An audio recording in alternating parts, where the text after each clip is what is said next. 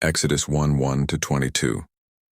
These are the names of the sons of Israel who went to Egypt with Jacob, each with his family: Reuben, Simeon, Levi and Judah; Issachar, Zebulun and Benjamin; Dan and Naphtali, Gad and Asher. The descendants of Jacob numbered 70 in all. Joseph was already in Egypt. Go now, Joseph and all his brothers and all that generation died. But the Israelites were exceedingly fruitful. They multiplied greatly, increased in numbers, and became so numerous that the land was filled with them.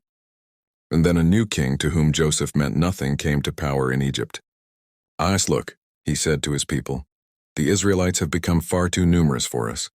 When 'tis come, we must deal shrewdly with them, or they will become even more numerous, and, if war breaks out, will join our enemies, fight against us, and leave the country. And so they put slave masters over them to oppress them with forced labor, and they built Pithom and Ramesses as store cities for Pharaoh. But the more they were oppressed, the more they multiplied and spread. So the Egyptians came to dread the Israelites, and worked them ruthlessly. They made their lives bitter with harsh labor in brick and mortar and with all kinds of work in the fields. In all their harsh labor the Egyptians worked them ruthlessly. The king of Egypt said to the Hebrew midwives, whose names were Shiphrah and Puah, 16, When you are helping the Hebrew women during childbirth on the delivery stool, if you see that the baby is a boy, kill him, but if it is a girl, let her live. The midwives, however, feared God and did not do what the king of Egypt had told them to do. They let the boys live. And then the king of Egypt summoned the midwives and asked them, Why have you done this?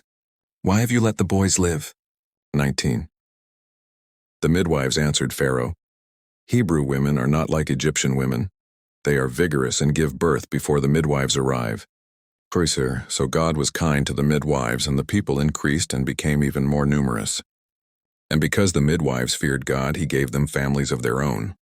And then Pharaoh gave this order to all his people: Every Hebrew boy that is born you must throw into the Nile, but let every girl live.